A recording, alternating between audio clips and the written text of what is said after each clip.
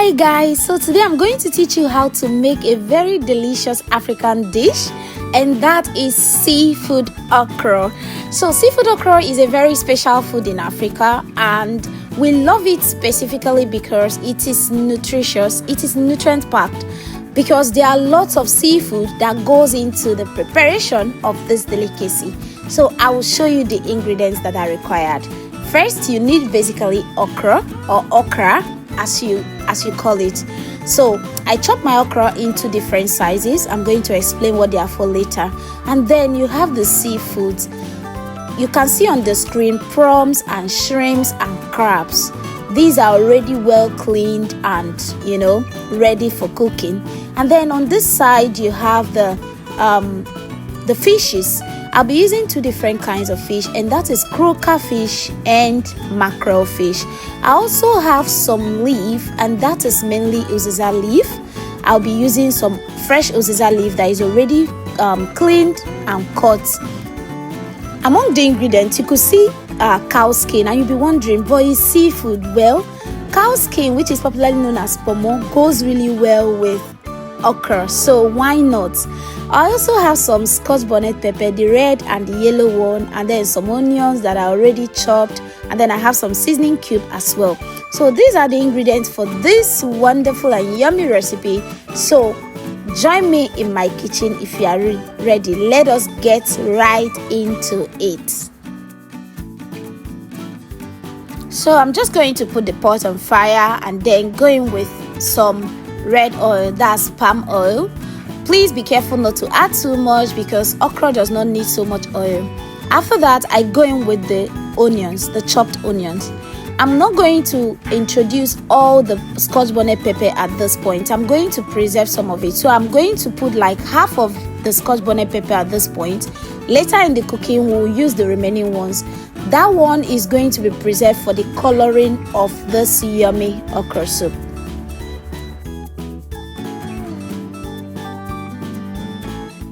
So I followed this with my seasoning cube. I'm using the Knorr cube, and I've used about 2 cubes. After the seasoning cube, I just go in with some salt, give it a bit of stir, and then cover the pot and allow this to simmer for about 1 to 2 minutes. Don't cook for too long.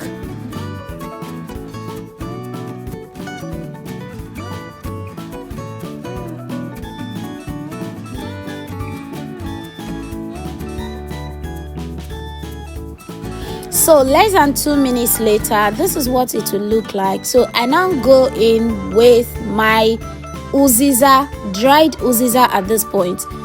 At this point, you needed to, perceive the aroma of this food. It was really inviting.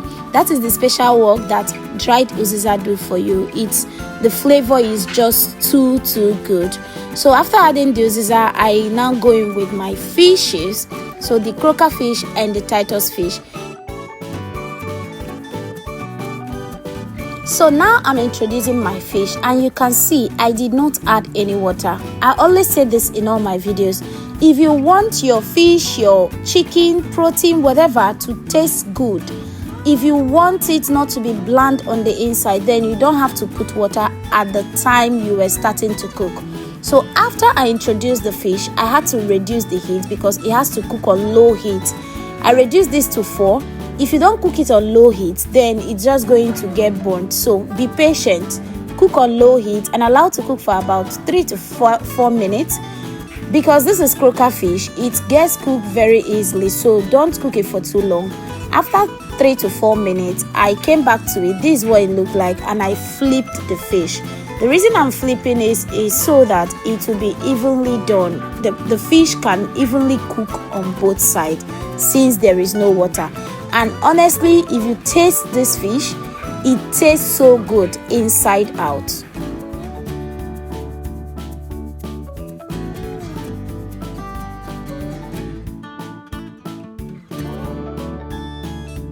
After flipping the fish over, I covered and allowed it to cook for another 2 minutes. Like I said, don't cook for too long. It's crocker fish and it cooks very easily. So this is the fish after like 2 minutes, and I have to take out this fish at this point because You don't want to allow them to continue to be in the pot, else they are just going to like scatter and dissolve into the pot and you will see them. So take them out to continue your cooking.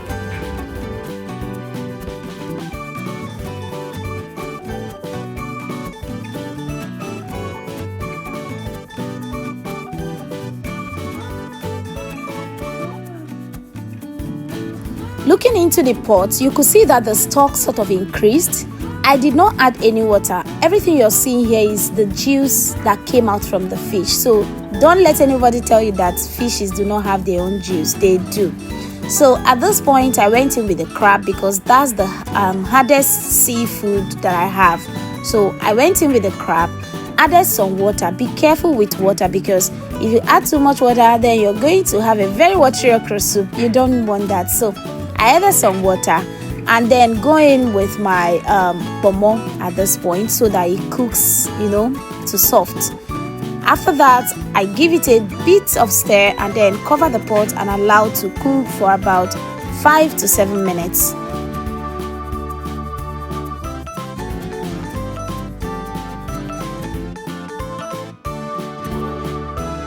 So back to the okra that I chopped. I told you earlier that I chopped some big and some very small.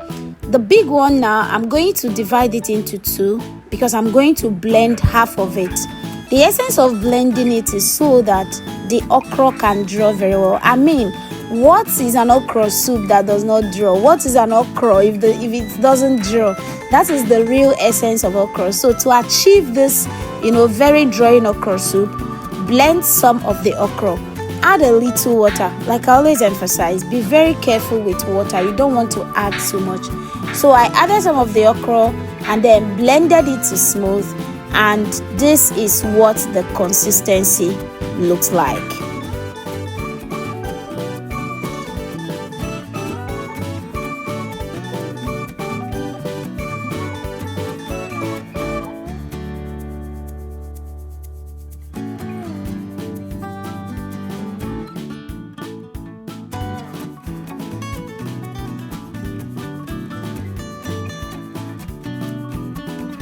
So when I was done blending the okra, I had to quickly check back on the crab that was cooking, and yeah, it was ready. I had to now go in with the remaining seafood, and that is the prawn and the shrimp.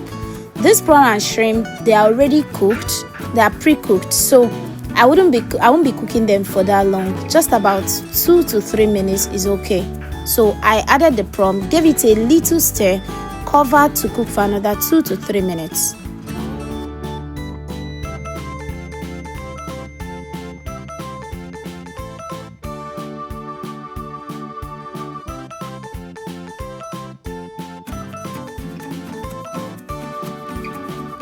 So here is what the stock looks like. All the seafoods are inside now, and then I have to introduce the blended okra first. Mind you, the blended okra first because okra is vegetable and it cooks very fast, like it's easy to cook. So do not introduce the other ones as early as you introduce the one that you blended to achieve that, that draw texture. You introduce this one first and then cover and allow to cook for just about 2 minutes. This is the time that our pepper comes in handy. Remember, the pepper we preserved? This is the time that we use it to add color to the food, and you can already see in the pot what it looks like. It looks so colorful. So that's the essence of preserving some of the pepper to sort of garnish the okra. After that, I had to go in with the chopped okra, the one chopped in small sizes. Gave it a good stir, a good mix. Then lastly, for the okra, I'm going to introduce the big, the okra that is chopped in the big sizes. You could see the sizes. So the remaining half from the one I blended, I introduce it at this point and also give it a good mix. You have to be careful at this point because you don't want your okra to cook and turn brown. It wouldn't be okra soup anymore. So be careful at this point how long you cook. I just give this a good stir, cover the pot and allow this to cook for 1 minute, nothing more than 1 minute.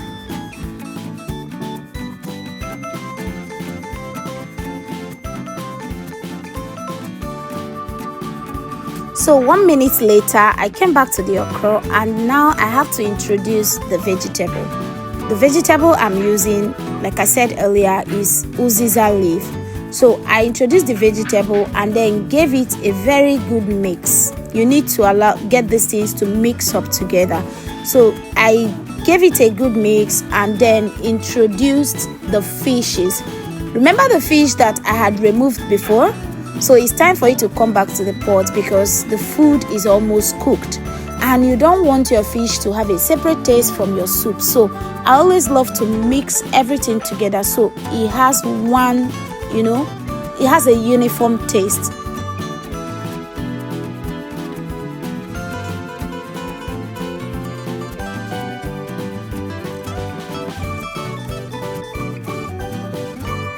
So after introducing the fish, cover the pot and allow to cook for like just 1 minute. Remember your vegetables, and 1 minute later, here is our soup.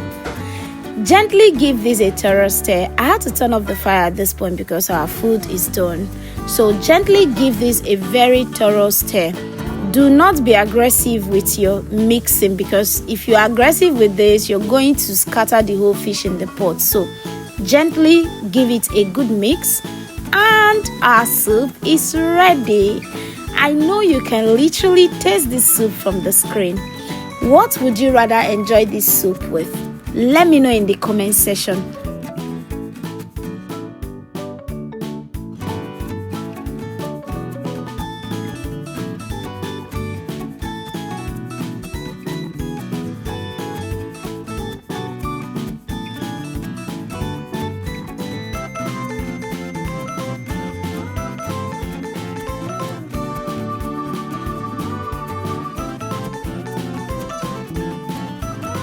Well, I enjoyed my seafood okra with some very well prepared poundo yam, and it went down really well. I don't know what you'd prefer to enjoy this delicious goodness with. So thank you very much for staying with me throughout this video. Thanks to my subscribers, thanks to those that keep commenting, liking and sharing my videos. If you are new here, please make sure that you click that subscribe button if you have not, and expect more yummy African recipes. If you know what you'd like me to make next, please pop it in the comment section and I'll be glad to bring that recipe your way. Don't forget to like, comment and share this video. I love you all. Until I come your way again with another recipe, stay blessed and stay positive. Bye.